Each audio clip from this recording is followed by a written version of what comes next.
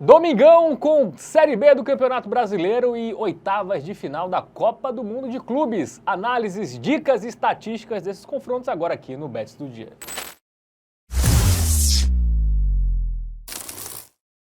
Salve, salve galera, tudo bem com vocês? Domingão, né, com muito futebol, temos jogos aí na Copa do Mundo de Clubes e aqui no Brasil tem Série B rolando. Vamos analisar os principais confrontos.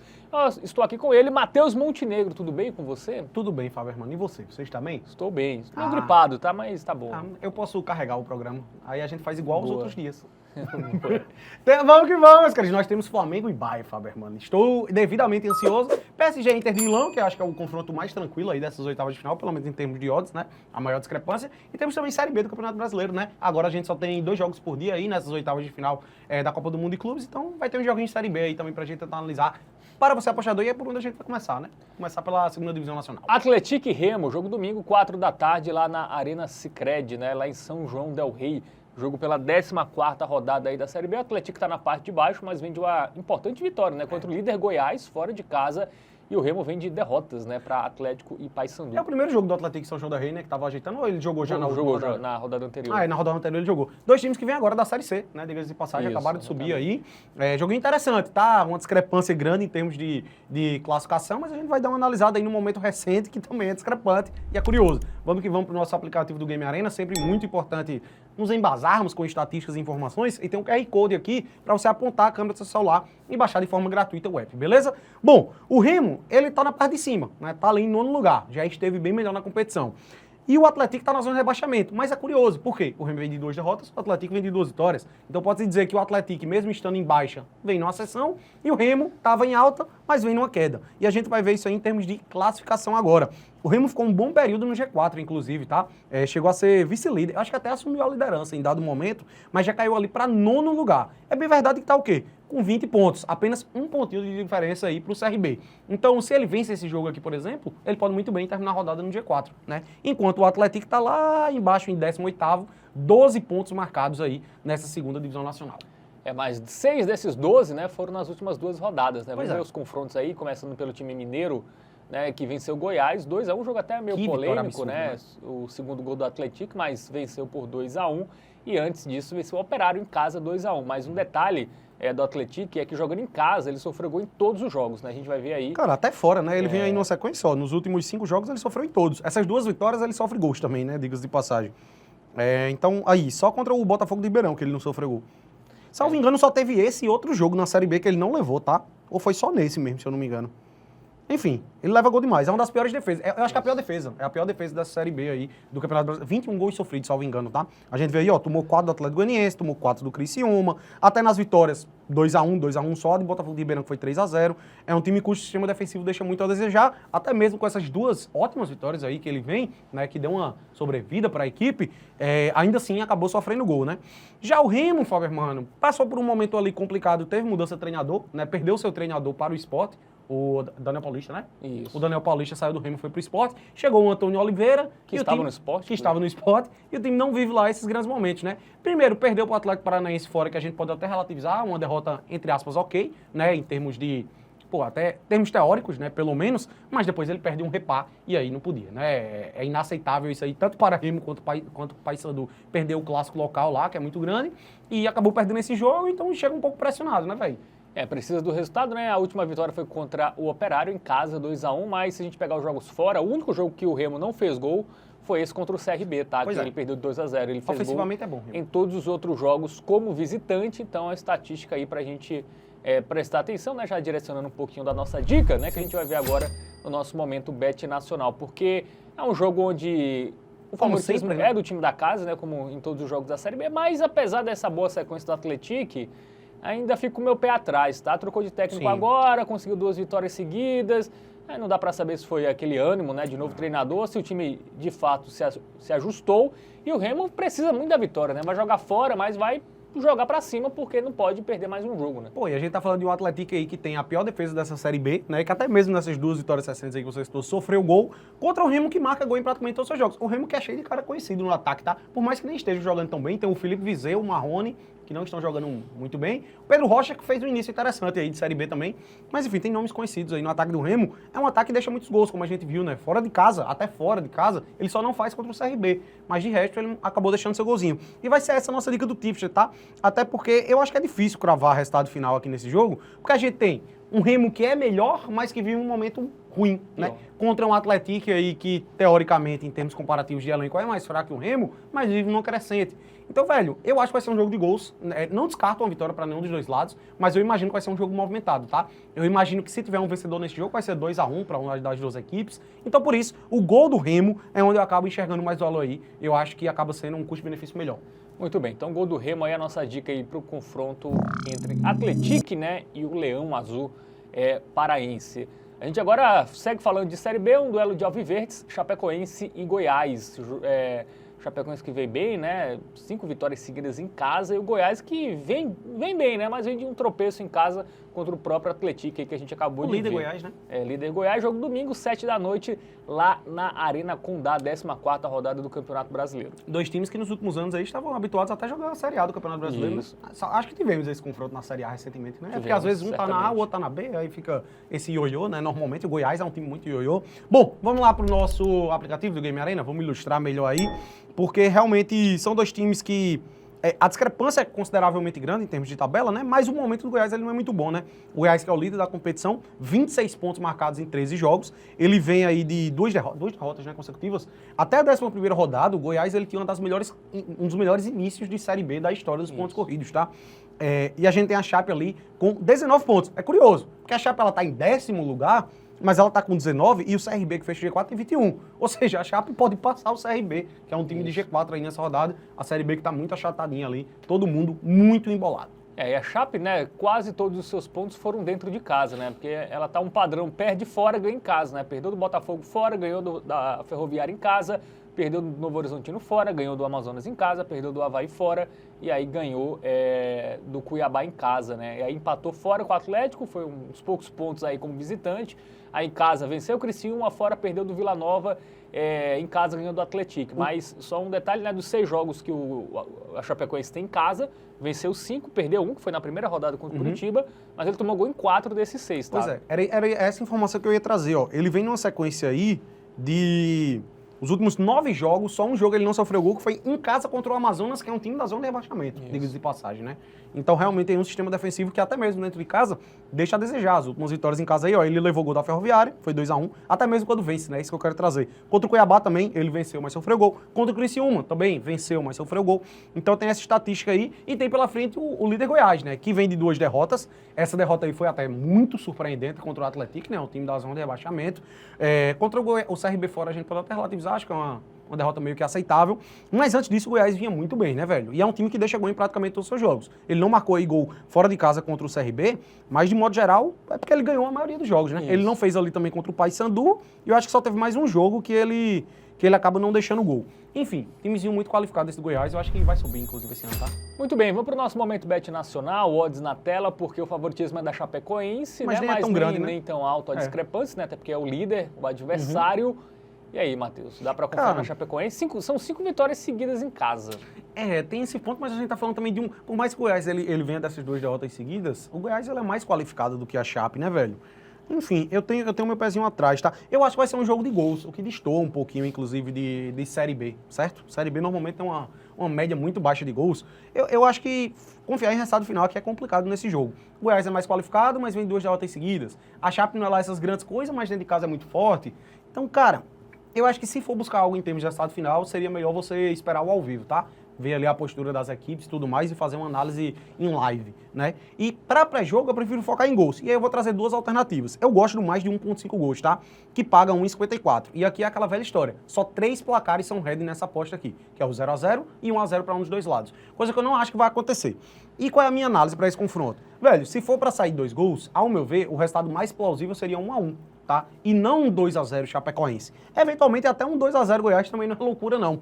E por isso eu prefiro pegar o gol do Goiás nesse jogo, mais de 0 pontos em gols. A gente tá falando do líder aqui da competição, tá? Que por mais que venha de 2 derrotas, ele só... Cara, eu acho que se não foi 2 jogos, só foram 3 jogos que o Goiás não marca gol nessa Série B, tá? Até mesmo aí quando ele foi derrotado, ele acabou deixando gol na última rodada contra o Atlético. Eu acho que pelo menos um golzinho do Esmeraldino vai pintar, por isso essa vai ser a nossa dica do tips aí pro confronto. Muito bem, gol do Goiás contra a Chape fica sendo a nossa dica aí para esse jogo pela Série B. Agora a gente vai falar da Copa do Mundo de Clubes, tá? Domingo com 2 jogos bem interessantes, começando com Flamengo e Bayern de Munique, Rapaz, tá? que jogaço. Jogo Difícil, hein? às 5 da tarde, né? Inclusive é o segundo jogo do dia, né?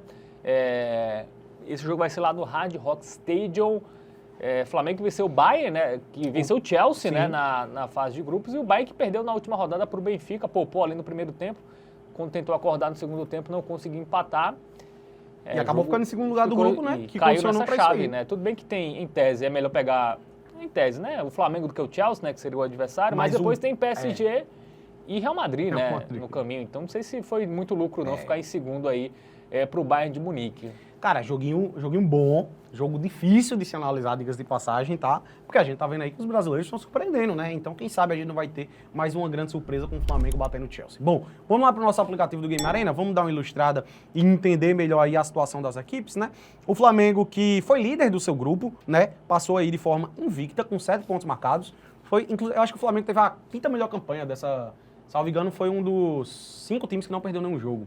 Acho que é por aí. Empatou com o Los Angeles na última, quase que perde. O garoto Wallace salvou mais uma vez. Mas o Flamengo foi meio que mistão ali, né? Deu até uma poupada aí pra esse jogo contra o LA. Tinha pendurados, né? Tem alguns pendurados. Foi até curioso que o Bruno Henrique tava pendurado, mas entrou ainda no segundo tempo. Mas, enfim, não tomou cartão. Antes disso, havia vencido o Chelsea por 3-1 e venceu o Esperance de Tunis aí por 2-0. Uma boa campanha do Flamengo, né? 7 pontos marcados, uma ótima campanha, pode-se dizer. Marcou gol em todos os jogos também. E aí, chega com potencial para poder bater esse Bayern de Munique? Chega, o Bayern é favorito, mas não dá para duvidar, tá? O jogo ali no calor, né? Tem a questão física aí que é uma vantagem para os brasileiros. E o Benfica, assim, fez 10 no Auckland, mas... O Bayern. O Bayern fez 10 no Auckland, mas depois ganhou do Boca por 2-1. Foi pouco. Foi pouco e perdeu do Benfica, né? Tudo bem que começou com o time quase todo reserva, né?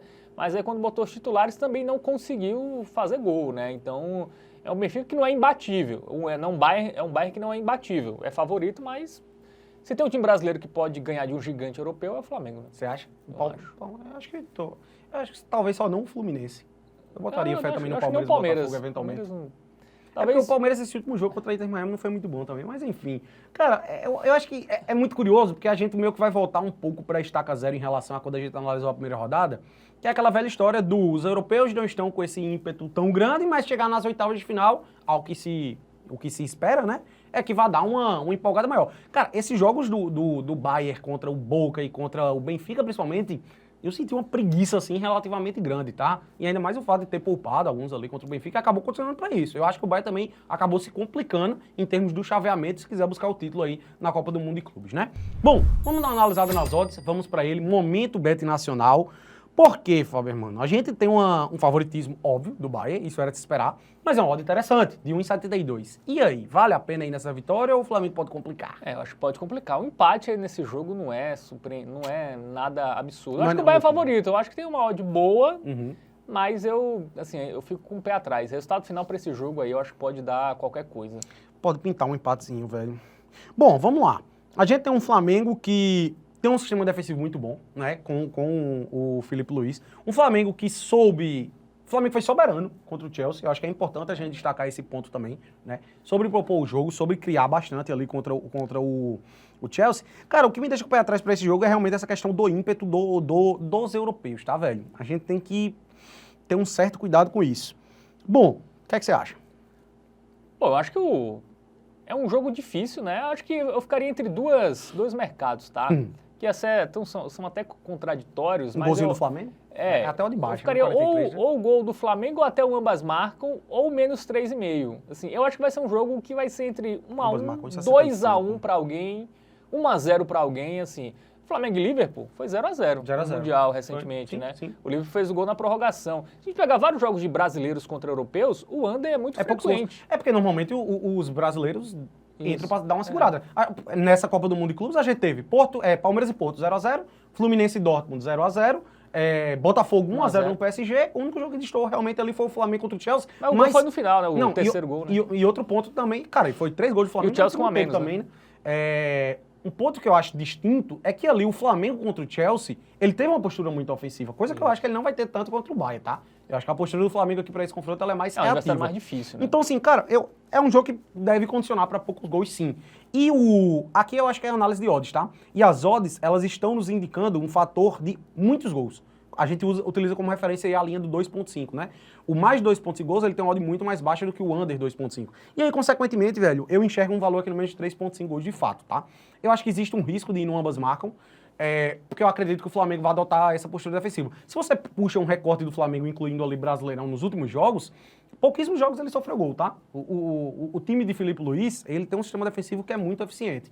É difícil parar o Bayern, claro. Mas pra sair 4 gols no jogo, eu acho que é complicado, tá? Eu acho que vai ser difícil sair 4 gols das odds que tem valor, essa é que a gente fica mais seguro, mais probabilidades, mais confortável. Né? Foge do resultado final e a gente tem até 3x0 pra alguém. 3x0 Bayern é green. Assim, 2x1, o ambas marcam batendo, né? Também 2x0 Bayern, então... eu acho que tá dentro aí da gama de resultados possíveis. Só se for um empate acima de 2x2 ou uma goleada de alguém, de fato, que eu acho improvável, tá? Também acho difícil. Acho que essa aqui, de fato, acaba sendo aí o melhor custo-benefício para o jogo, que é difícil de ser analisado, diga-se de passagem, tá?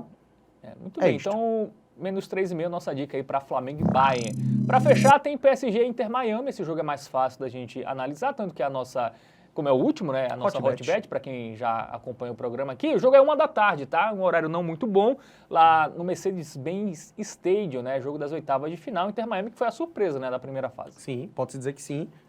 E é o confronto, a gente vai enxergar isso aí, inclusive, também até em termos de odds, né? É o confronto mais discrepante dessas oitavas de final, né? Até porque a gente tem o PSG aí, que era tratado pelo menos, eu não sei nem se as odds ainda permanecem, mas antes de começar a competição, o PSG era tratado como o grande favorito da competição, e a gente tem o Inter Miami, eu falo até por mim, tá? Eu não esperava que o Inter Miami fosse classificar, foi uma surpresa muito grande aí, de fato, até porque, por detalhe, ele não saiu perdendo lá na estreia contra o Al-Ahly, e aí ele, no último... Vamos pro nosso aplicativo do Game Arena, que é melhor a gente dar uma ilustrada analisando de fato aí os confrontos. Vamos começar, inclusive, pela equipe francesa, né, que não está invicto na competição, foi derrotado para o Botafogo, naquele jogaço histórico aí, uma das maiores vitórias da história do futebol brasileiro, até pode-se dizer, né, uma das grandes vitórias. Segurou o resultado ali, conseguiu avançar para a próxima fase. Foi o resultado que fez a equipe do Botafogo avançar, né? Sim. E o Atlético estreou muito bem, né? Atropelando 4x0 o Atlético de Madrid, até dá uma tendência que foi... Como foi o City contra a Juventus, né? Europeu contra europeu, os caras de fato vão jogar mais a vera, né?